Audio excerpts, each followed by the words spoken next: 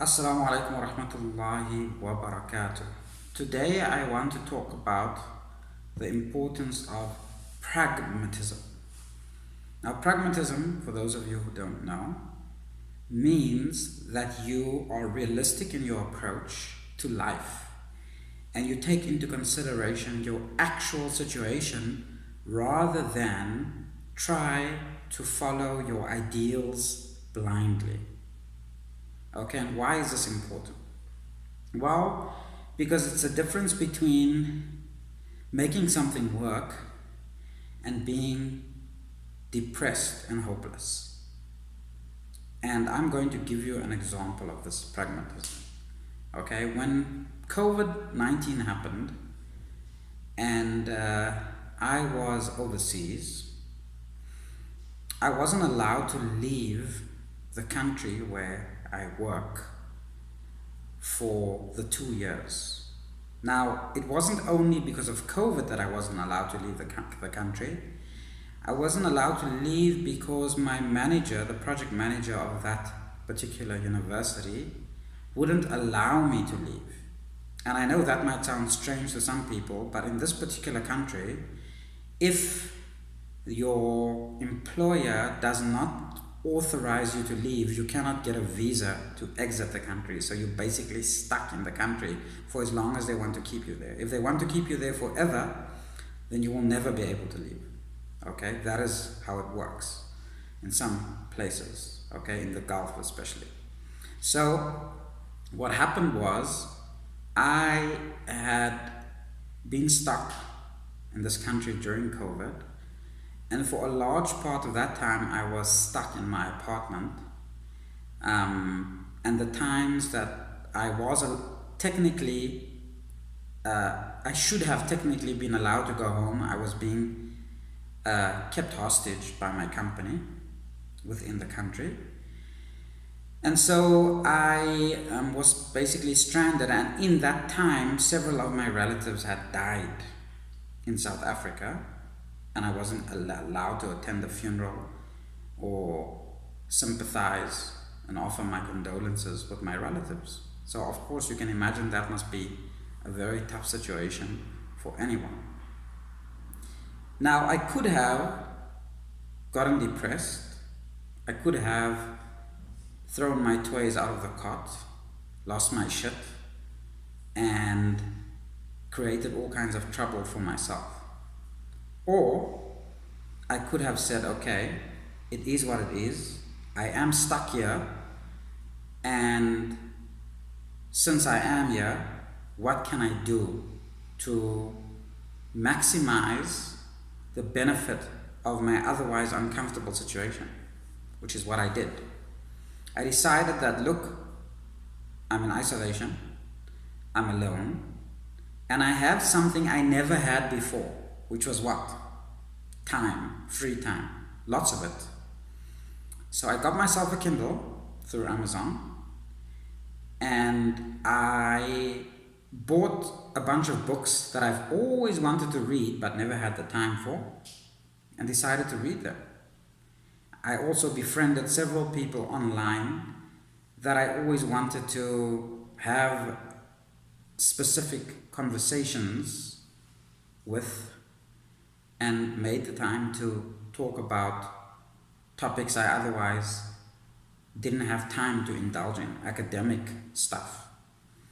And so those 2 years of COVID, I spent alone, but I also spent it being productive. I gained a lot from those 2 years, despite losing a lot also.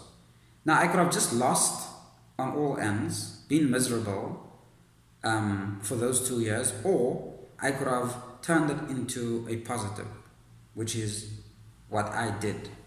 And so basically, that's just an example that I can share with you on being pragmatic about life, okay?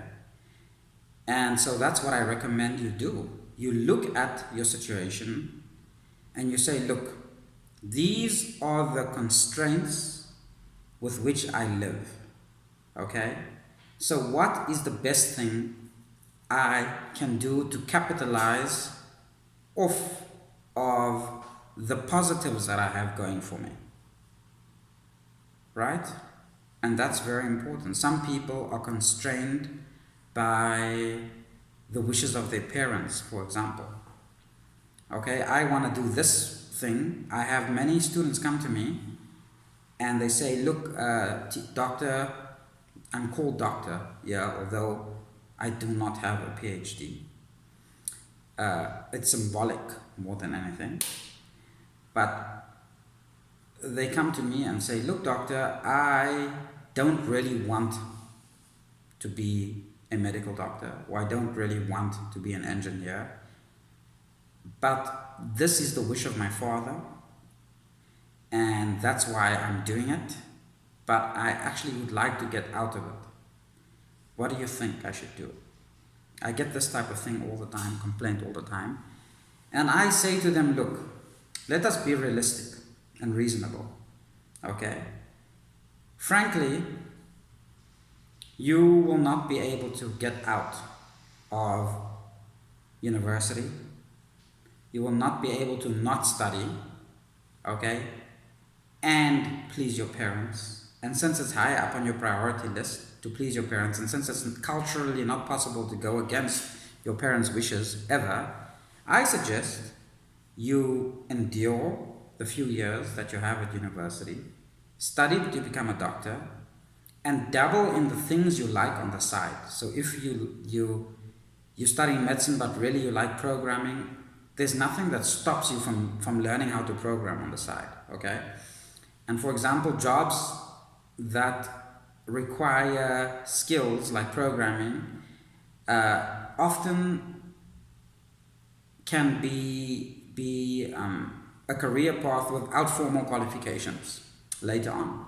Because if you can prove that you know how to do what you say you know how to do, people will hire you, okay? In the private enterprise, especially when it comes to computers, the proof is in the pudding, okay? It doesn't help in private enterprise to hire someone who has formal qualifications but doesn't get the job done, because at the end of the day, what private enterprise is interested in is making a profit, and whoever can do the job, okay, will bring in the necessary profits.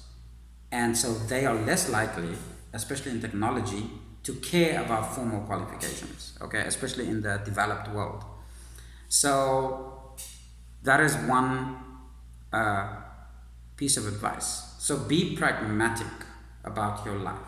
Look at the constraints that you have to work with, whether it is cultural constraints, whether it is the constraints of religion, whether it is the constraints of family, whether it is the constraints of a spouse, husband or wife, etc.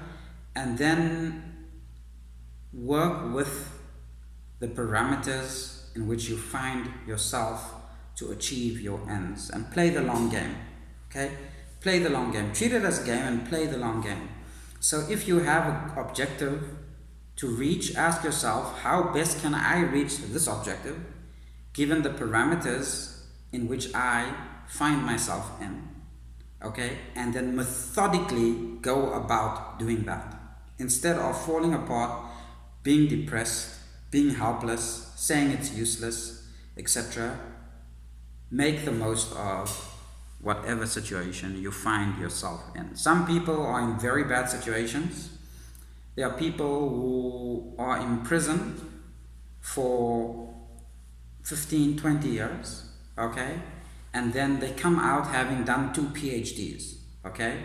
There are people who, like Malcolm X, okay, Allah yarhamu, who studied in prison, who memorized the English dictionary, for example, okay, who became one of the best orators the world has known in prison, okay, who became a Muslim in prison, who found Islam. So, I mean, you can sit there and say, look, my life is over, I have nowhere to go, it's the end of the road. Or you can say, look, this is a new beginning. And so what is it? Thank you very much.